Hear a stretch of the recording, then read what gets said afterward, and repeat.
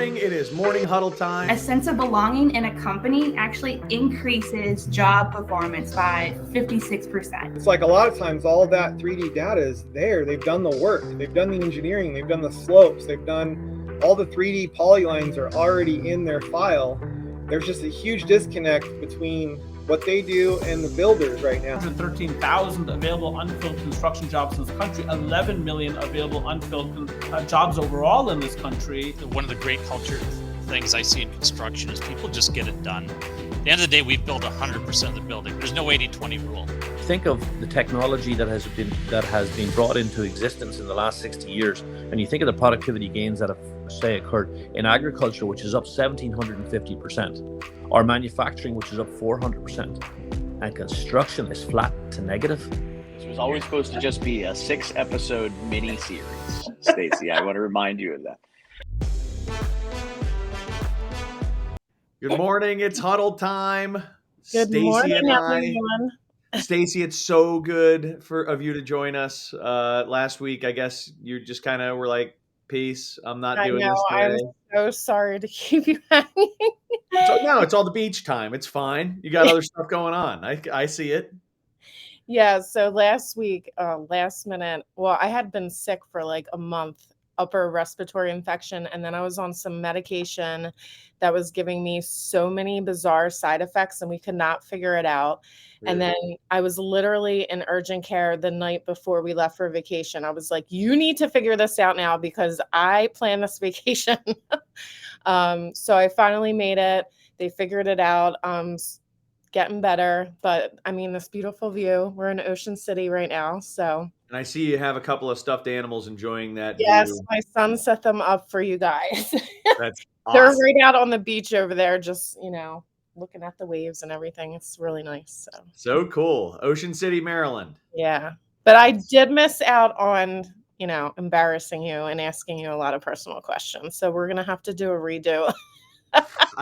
No time like the present, Stace. You can always just jump in and have fun with me. I'm an easy target. All right.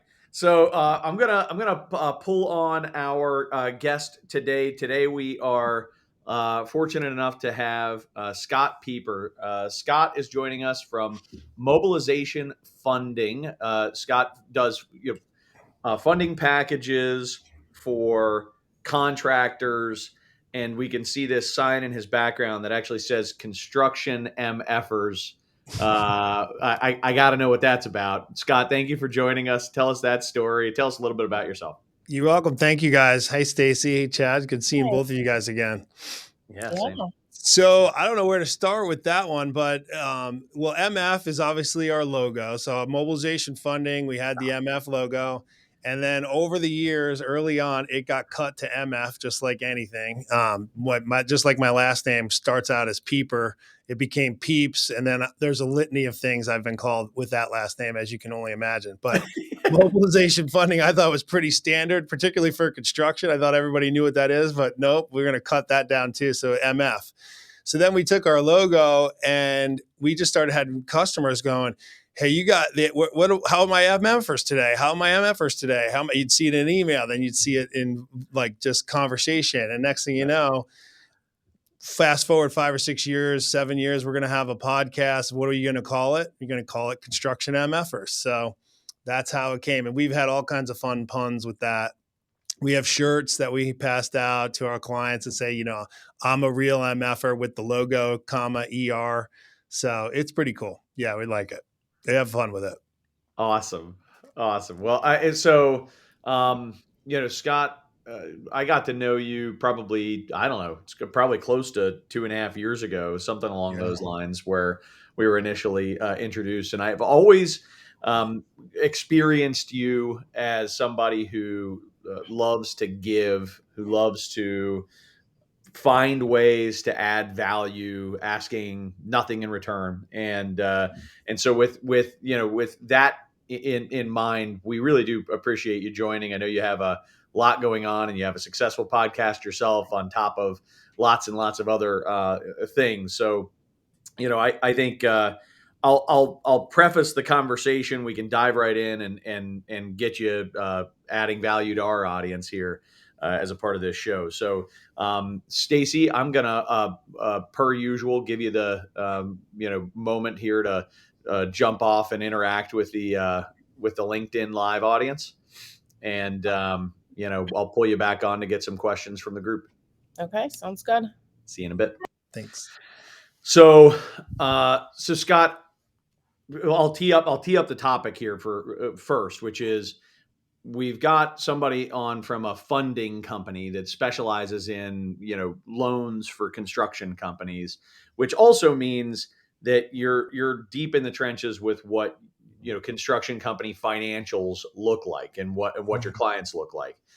First, if you would just describe a little bit about your typical client type, size, just to orient our audience or where your perspective is coming from.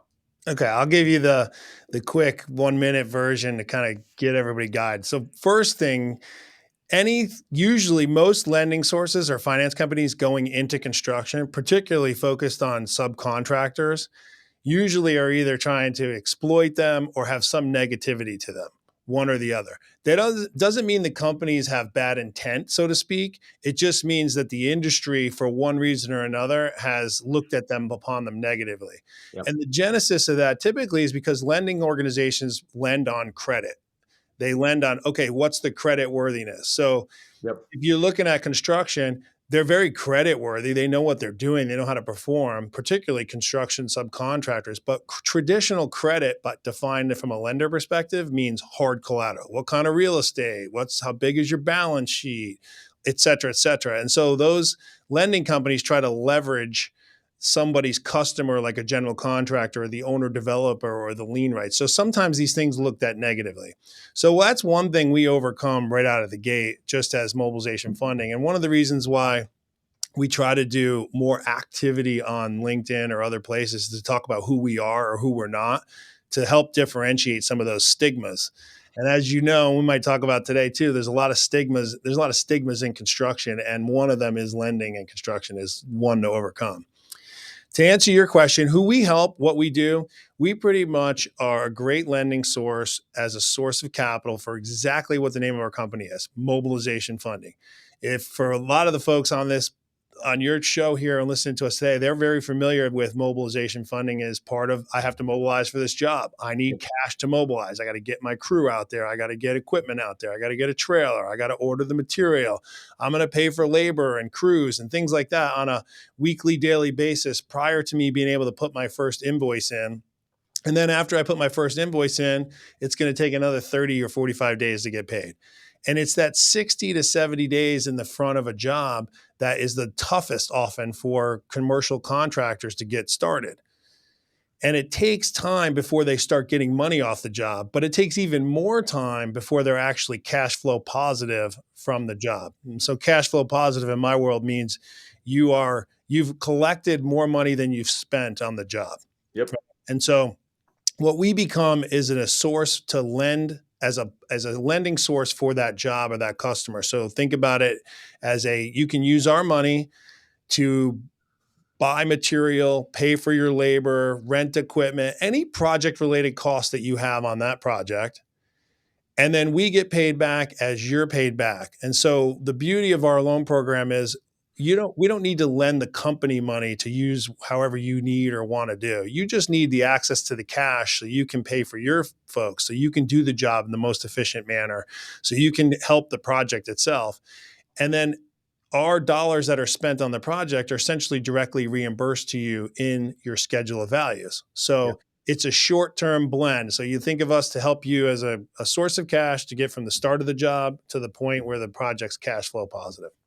Makes sense. I got it. Thank you. I think it's a good rundown. And I think you have invested a lot more than most. I mean, if I'm being, you put your finger on the stigma, in this space, in the construction funding. So my company is a consulting firm, but it's called Well Built Construction Consulting. Well, LinkedIn algorithms have all kinds of construction funding groups thinking I am a contractor. And I have gotten some of the most schlocky, just totally, predatory type messages from the lending industry. And I think the way that you've gone about doing it is more as an educator. So I want to ask this question: why did you write? You wrote a book. It's called The Big Book of Cash Flow. Why did you write the Big Book of Cash Flow? What motivated you to do that? Yeah, thank you. It's so the reason I wrote the book, in short, was I've always been someone in my life that was sort of intimidated or afraid to ask questions, or hey, if when I was growing up, particularly in high school and college and maybe out into the original business world. I grew up in a small town in New York, so I was not aware of so many things. I mean, I didn't even get on an airplane until I was out of college, to be candid. So my eyes opened up big when I left little New York, upstate New York, and came down into Florida for the first time. And so I was just intimidated. And I think construction, and my dad grew up in construction. He had a commercial contracting business. He was a glazer for, glass and aluminum. And so I worked in and around those sites. But what I realized is there's so many things around finance that you kind of feel stupid if you don't know. But the reality is most people don't know. And so I was one of them. And I just think that in the construction world, there's a stigma that they're bad with construction contractors are bad with money. There's a stigma that, they don't know what they're doing. And a lot of that is just untrue. And when you're in construction, a lot of folks that are in construction, they don't come from necessarily 10 or 15 years of other industries and into construction. They sort of grew up in construction. So you don't know what you don't know. And you think based on social media and all these other things that you're supposed to know this information and everyone else does and you don't. So then you don't ask. And I see that, and I saw it over the years with our clients. Once they got comfortable with us, they would ask all these questions and we would be pouring into them the basics. Like we don't just make a loan, Chad, we build an entire cash flow for our clients. Right. So they would see this information in real time to know when they're cash flow positive, where they're at. They'd ask us all the questions. When we would tell them, they would be so much more interested and engaged and then know exactly how to solve the problem. And they'd be like, oh, you know what? That's what that means. Or this is what that means. All these terms could be anything. And so what I learned was, you know what? I need to put something out there that is very simple, very easy to read, dumbs it down, take the top 20, 30 questions or 20, 30 topics that I hear about all the time inside of our business and our whole team does, and just answer them for people. And then make sure I can get the book to as many people as possible in the simplistic way. So things like, what is the difference between markup versus margin? When you add margin, how do you allocate overhead to it? What are all the things that need to be in overhead? What is fixed expenses versus variable? How is it like based on what fixed and variable are in the lender's eyes or fixed and variable in the owner's eyes? So all that stuff. And I just want to get that out there in an easy, simple 90 pages that anyone could read in a simple way. And I write like I talk. So it wasn't like this eloquent grammar. I didn't go get it edited. I just wrote it. Just wrote it. Yeah. Love it. That's great, man. So just out of curiosity, when did the book come out and how's it been going? So we came out on March 21st. Mm-hmm. The book's been going great. As someone who is not an author, and I just told you why I wrote it, I picked a editor and a publisher to get the book out, which they did a great job formulating the book. But they did an awful job at explaining how do you actually need to get it out so someone can buy it. So when we originally launched the book, it was on Amazon, but you couldn't get it from Amazon for like 14 days because there's this algorithms in Amazon that if you don't fill their shelves or you don't pre-order book, they won't fill it. So it takes time. And then they're basically ordering one off at a time. I think the best thing that we did, and I basically sent out a list of books. I sent out a list on Mobilization Funding on our LinkedIn and said, hey, look, here, we're going to have this book. Here's what it's about. And a lot of people followed up in me in DMs. And so we made that book available to all those folks as quickly as possible on our own. And we either filled the orders or we just gave them to them.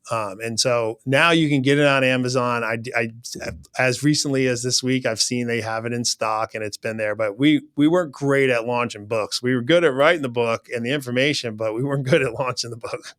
Yeah, I look, man, it's when you have a simple objective like that and you're not working some master plan to become a number one bestseller or what have you. Yeah. Yeah, I can imagine that sneaks up. I'm going to have to talk to you offline. I've got a book coming out myself. Very similar kind of motivation of just like, I just got to get this out there. I got to get this out there into people's hands. I could probably talk to you about some of the lessons you've Yeah, learned. I can definitely help you with that. It's easy. You're just gonna do the exact opposite I did. Perfect. You'll be I great. look forward to, I look Yeah. forward to it. That's great. So talk a little bit about, I oftentimes say to our clients who have a lot of them have a desire to grow, and they're chomping at the bit to go from where they are to the next thing. And Mhm.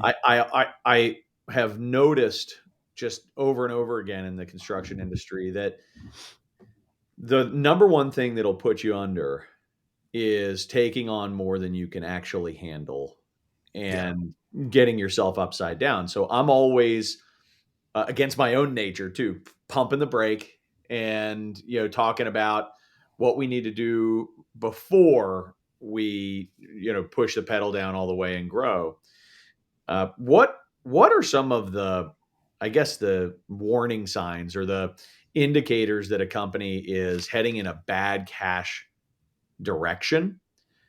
What are some of the early signals, and maybe even some of the things that you really should be careful of if they're not taken care of, like inside your business? If you don't have X or Y or Z taken care of, you probably don't want to go too hard on growth. Yeah. So I'll answer your question first. The short version. The short version is if you're in your business every day, regardless of the size, and you're saying things to yourself like, if I could just get all the AR I have out there, then like I wouldn't have this problem. And you're Yeah. just shoving that energy and your anger and frustration towards your customers. That's a big sign of cash flow. Now, anyone listening to this would be like, yeah, no, of course, genius, no doubt, right? But what I mean by that is if there's something wrong, like the construction industry cash flow wise is very structured. It is tried and true. It's been a certain way for a long period of time, right? So the more work you do in the construction industry, if you're in that spot, you have to find a way to cure that, or Right. you're just going to always be in it. So knowing that up front, that's the first thing. If you're constantly spending a lot of your week chasing down the next payment, getting paid, how do I get paid? How do I get that money coming in? That's also an issue. And so those are the first two telltale signs. And if you just have this angst and fear and you're constantly in the weeds of money versus trying to get on top of the project and thinking like, how can I do this the most efficient way? What's the right way to go about it, et cetera, that's a pure sign of cash flow. That's the feeling you should have. That's the feel. Those are the things you should feel and see. Now, if you're actually able to get out of that anxiety and actually look at it, where is the issues lie? It really comes down to your financials and planning. Here's the good news. The good news is my experience, like 90+% of commercial contractors, when you give them the information they need to see, they know exactly what to do and how to fix the problem. The problem, and this is the bad news, is they don't have the information in front of them that they need to see. And so one of the things we realized really quickly in mobilization funding is we needed to help them do that for two reasons. One, it helps us try to figure out what they need, how much they need, when they need it, to do it in an effective way. But it also can add so much value to them in the way they can live their life and be at peace in this industry and execute projects, which is really what they want to do. And so you have to have a great I call it financial infrastructure. You have to build that. How am I going to account for my dollars? When am I going to recognize revenue? Am I going to run cash books or accrual books? How do I budget now against that? What are the real costs of my project? And I think there's two things, I talk about this a lot. There's really two things that commercial contractors do very well, or they have a very good system for. The first is they all know how to bid. They have a way they like to bid. I'm not saying everybody's great at bidding or estimating, but they have a system and a method for which they go about figuring out what a job's going to cost and allocating their overhead and profit to it.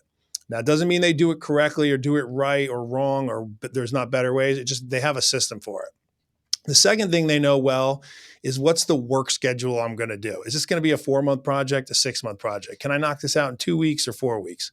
And that's important because you want to know how many billing cycles you're going to have, therefore figure it out. So you have those two things. The third thing, which I think is the most important, this is what's missing. And it is, of the cost that I've now estimated I need to spend on this project against the amount of time I'm going to be on the project, how much of that actual money do I need to put out on the job before I can count on it coming from the job? Yeah. And so, short example, $500,000 project. You have $400,000 of cost. You have a nice 20% margin. You're going to make $100,000. Do you need to spend all $400,000 before you receive any money on that job? Or do you need to spend all $400,000 before you're even cash flow positive? Those are the two key things you need to know. And why that you need to know that is because if you are going to have to spend the entire $400,000 before you're cash flow positive, that means you cannot take one nickel off of that job and use it for anything other than that job. Right. That's the piece that you need to know. That means, again, if you're not cash flow positive on that job, you cannot use any of those dollars to spend on insurance payments, overhead, anything other than labor for that project and material for that project or expenses, because otherwise you're going to need to take that money from somewhere else. And that's what gets contractors in trouble is you go into it thinking you can run it with $100,000 out of pocket and it turns into 300. Now that 200 is coming from somewhere else and you get stuck. And so that's what that cash flow tool that we created, that we used to, candidly, we created it in the beginning just so we could see how the cash flow of a job goes from a lender perspective. How much do we lend? When is it going to be? What's their margin? Well, the reason we share it with everyone is we realized it was such a powerful tool for them to be able to see and touch and feel that once they had the information, very often, sometimes customers didn't even need us, or they only needed like half of what they thought they needed to get the job going. And sometimes they needed 10 times the amount. But once they do and they know where the pain points are, they can go to their supplier. They can go to a different supplier. They can work terms with people. They know what to do. It's going into a job thinking you're only going to spend $100,000, but you have to spend 300. Those are the ones that kill you. Makes total sense. And yeah, I see a lot of trade contractors attempt to front load their schedule of values with the intent of getting cash flow positive as quickly as possible. And a construction community or an owner and general contractor community that sometimes push back on that. Is that what do you see there? Yeah, I mean, so let's just look at it by nature. You have a general contractor owner and a subcontractor. Subcontractor wants to get as much of that money off the job as fast as possible and get ahead for obvious reasons. The general contractor or the owner, it's really the owner to the general contractor. The general contractor has a responsibility to protect the owner, so they're representing that owner, and so that's where the pushback can come in. But yeah, sorry, keep going.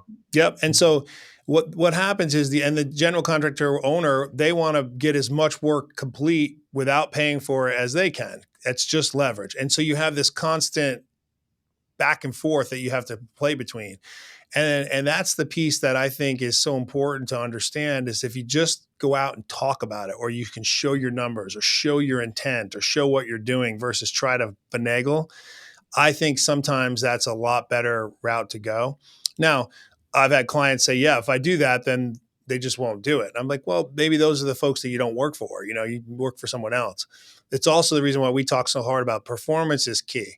If you're undeniably great at what you do, regardless of the size of your business, just get great at whatever it is you do and get great at whatever size project you do. And just realize you're probably going to be in this for 10, 20 years and don't try to get to where you want to be in year 10, in year 2. You can just continue to have a good structure, build a good balance sheet, and then you start to command what you want. For example, we have contractors that are working for some of the largest general contractors on the earth, okay? Working for the best developers on the earth. For example, like people have heard of the Related Group, right? They do projects all over the place. They're going to be great in any time of, any economic time. And so, there's those contractors with $8, $9, $10 million construction contract or subcontracts. They're negotiating terms. Like, don't think they're not Oh, getting absolutely. mobilization funding money up front. So if you're a contractor thinking, oh, that big job, if I'm going to work for them, I just got to take whatever they get. No, they're not giving. They're giving contracts to the people that are redlining their contract. They're giving contracts to the people that are telling them what they need to execute because they know that they will execute. They care about performance more. So those are the things, back to the original question you had too. If you're thinking you have to bend the knee on things that you know are good for your business just to take the project, that's also a sign of a little bit of desperation and that you're probably in a cash flow pinch and you don't want to just take on any job. You need jobs that you can do for your company. Yeah, I think that's there's always this analogy that I talk about where it's like, when you're starving, it makes sense to eat anything to survive, right?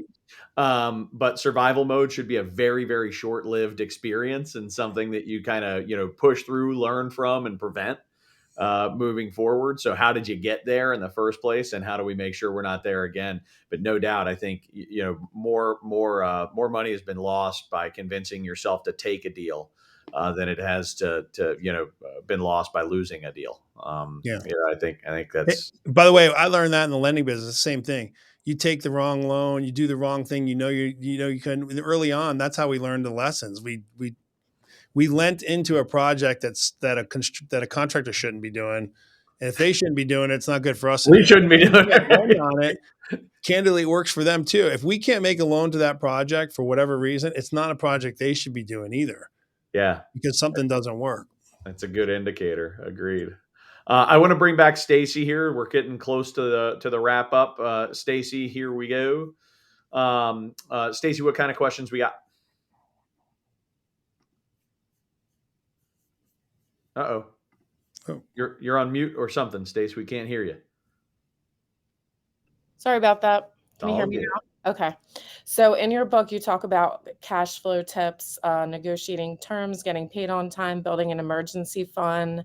I think you already talked about schedule, internal team, getting them in line. Can you speak on some of those tips? Yeah. So the emergency fund, that'd be great. And now listen, if I was listening to this, yeah, it'd be great to have an emergency fund, but what if I never have any extra cash flow? So, where you come up with the emergency fund is starting at the beginning. If you have good financial infrastructure, again, what we talked about with Chad, how money comes in, how money comes out, how you're going to allocate profits, what types of projects you're going to take at what type of margin, you'll eventually finish projects, get paid, have extra earnings.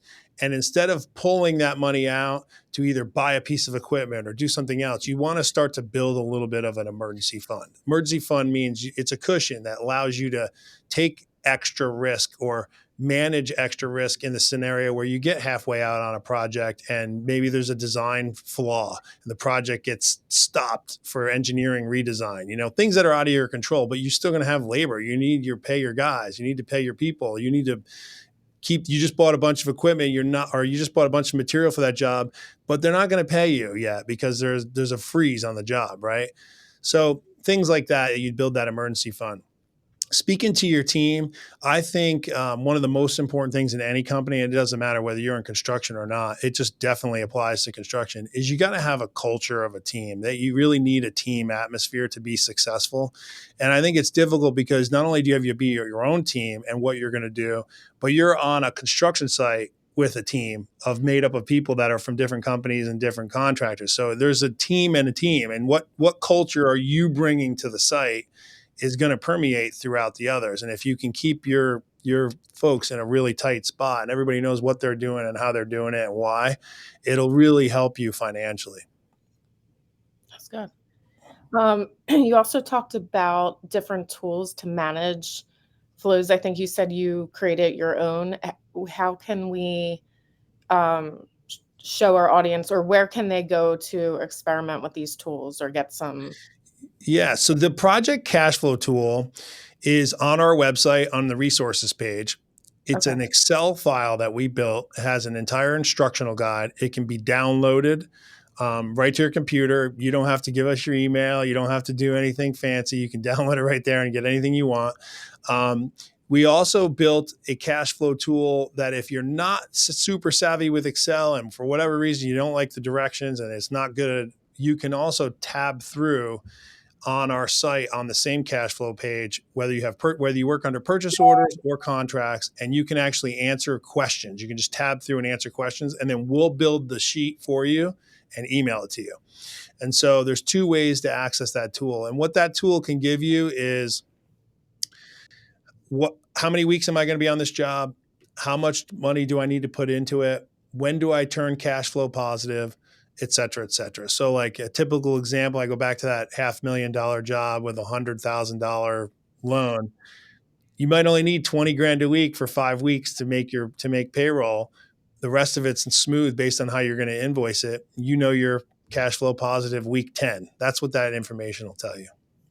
Yeah. All very helpful. Thank you. Mm-hmm. Yeah, that's Did awesome. you have any other questions? Yeah, I do. We got a comment about the about overbillings, and I thought, man, the comment was overbillings are dangerous. There's no cash flow left for the end of the job, and then a thumbs down emoji, which I thought was on point. And I wonder your perspective, Scott, on overbilling, underbilling, perfect billing. What's the best approach if you're a contractor watching this? And because I've heard it, man, I'm telling you, I got clients who are like, that project's overbilled, we're doing great, this one's overbilled, this. It's like, I don't know if that's great. That creates other issues. Yeah. So my opinion on that is I go back to like, why does someone overbill? But you only overbill because you need cash to execute, because you're going to be running underwater for a certain period of time. And so the only solution, if you're the old adage, if you have a hammer, everything's a nail, right? Well, if your only option you think you have is to get money off of a project in order to execute it, then you want to try to get as much money off the project as you possibly can. Right. Overbilling by definition is you've collected more than someone has determined you've completed. Now, if someone overbilled, for example, a contractor overbilled, and maybe they got 10% overbillings, but all that overbilling is just sitting in this emergency fund to pay for the materials for the project, and they could show exactly how it's used, someone might not be so upset with that, right? But it's the assumption that overbilling occurred so that you can just cash flow your business and your company. That's different. So for example, when we make a loan, we might put $200,000 out on $1 million project, all into the project. It's labor, it's equipment, it's material, and there's no money that's come off the job yet. So now in a perfect world, the general contractor owner might say, well, that's awesome that a contractor's invested that much dollars into it. But from the contractor's perspective, they're like, I'm underbilled.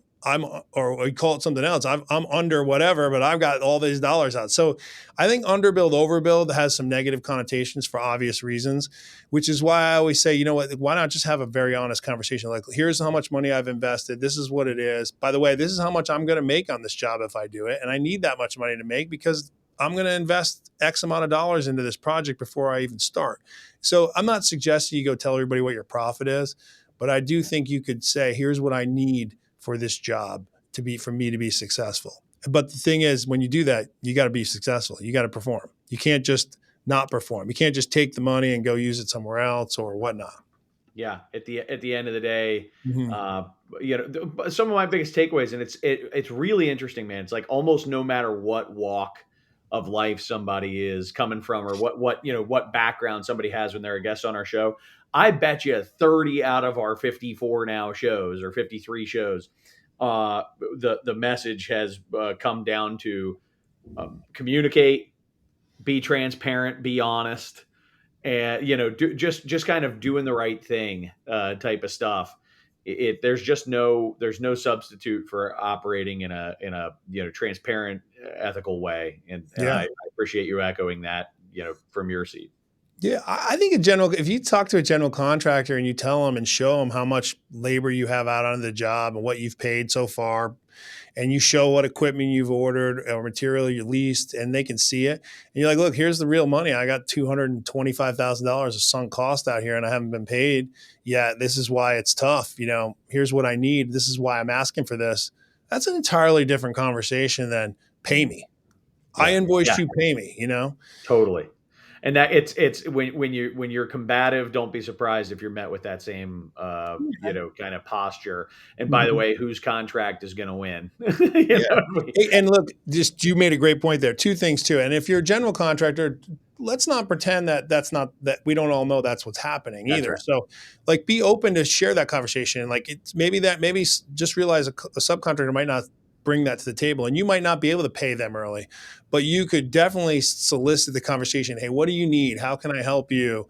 I know you probably got a lot of money out here. How much is it? What can I do? Is there anything? And then at the end of the day, and Stacy, this came up with in the event we did it for change orders with Metro DC, right? And Ike's group. When you do sign a contract, though, own it. You signed it, you've agreed to those terms. Don't sign a contract and then turn around and want to be paid in 15 days and you're not getting paid for 30. Now, if you're supposed to be paid in 30 and it's now 50, sure, let loose. But if you sign it, you sign it, and that's part of the deal. You got to negotiate things that you're going to need, and you need to know what things you need to be successful. Mm-hmm. Definitely. Yeah, it's when people don't know what context is behind the behavior, unfortunately, they assume the worst. So if somebody feels like you're trying to sneak one past them, just consider how the behavior might be perceived by others. And instead of just doing the behavior, maybe go to them and talk about what's going on before you do the behavior. Right. That's right. I think you touched on something. Fill in the blank with billing. I can fill in the blank with building something. I can fill in the blank with change orders. I can, there's a long list there. Yeah. Humans are most nervous about the unknown. So if you're asking for something and you're not giving the reason, or it's unclear, that unknown, that just the most important thing to take away is that unknown is getting filled with an answer. Right. It's just an answer that you're not giving. Somebody's filling it. They're asking me. Chad's asking me for money early because he must be broke. Yep. No, well, Chad's asking me early for money because he's got 6 jobs all started at once. He's putting pipe in the ground. Ferguson's supply house isn't giving him anymore until he makes a payment, and he needs to make a payment. Doesn't mean he's broke. Doesn't mean he doesn't have a job. It just means he's killing it, and he needs to get some supplier credit. That's all it means. Yep, that's right. Yeah, awesome. All right, good. Stacy, anything else from you? Nope, we're covered. But Scott, is there anything we haven't talked about that you're dying to say? No, I mean, I got all kinds of things to say, but nothing I'm dying to say. I think you did a great job. I just really appreciate you guys. One, the commitment you're making to your show and getting this information out there and having people on it, because the most important thing the construction industry needs to do to fix all the things we talked about is change the stories that are being told. Not only the ones that are being told about the construction industry from the outside, but the ones that we've been touched on a little bit here that are being told to each other inside. And it's only through doing things like this that you can get folks that touch the construction industry from a third party perspective, as a marketer, as a consultant, or as a lender, that can say, hey, look, you guys are all really cool people. You all have this great intent. It's not the way people talk about. So let's talk about it in other ways. I think that's important. And so I want to thank you guys for doing that. And I appreciate you taking time to have me on your show. Absolutely. Thank you, Scott. That's awesome, man. Appreciate you. Keep doing what you do. We'll keep doing what we do, and we'll keep hanging out. Yeah, for sure. No doubt. And don't forget to reach out. I'll tell you all about the mistakes we made on the book, and hopefully I can point you at least in the right direction. I will do. Do it. Yeah. Yeah. All right, cool. Scott, thank you so much. Stacy, I think we have a little bit of housekeeping to cover here before we call it a day. So that was a lot of fun. Love talking to Scott. He's in the conversation leading up to this show, on my team, somebody on our team joined to help kind of like take the notes and organize the the conversation, and she texted me afterward and she said, I think we might have found your twin in Florida. And I was like, oh man, except I have, I'm probably more inappropriate from time to time. Though the MFer sign, the guy might have me. I don't know. It was funny. Could be. I thought we definitely have we could We'll just talk. have to go to Florida and have some drinks with them and figure out. That'd be a good time. So join us at the same time next week. We've got episode 54 with Stepan Mikulich. Yes, Stepan Mikulich. That's right. I practiced that yesterday. I am so glad you did the prep call with him because after that, yeah.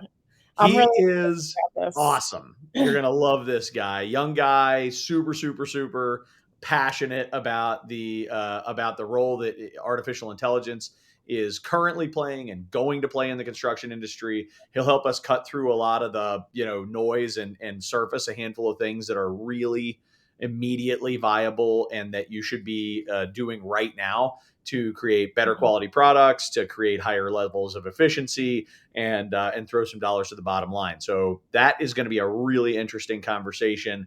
Look forward to having next week. As always, email us to be added to our weekly mailing list.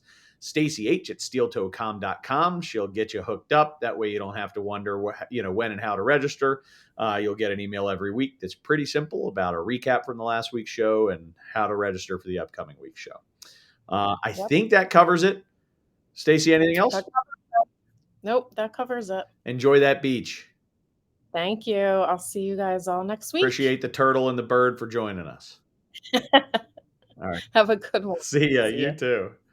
Bye-bye.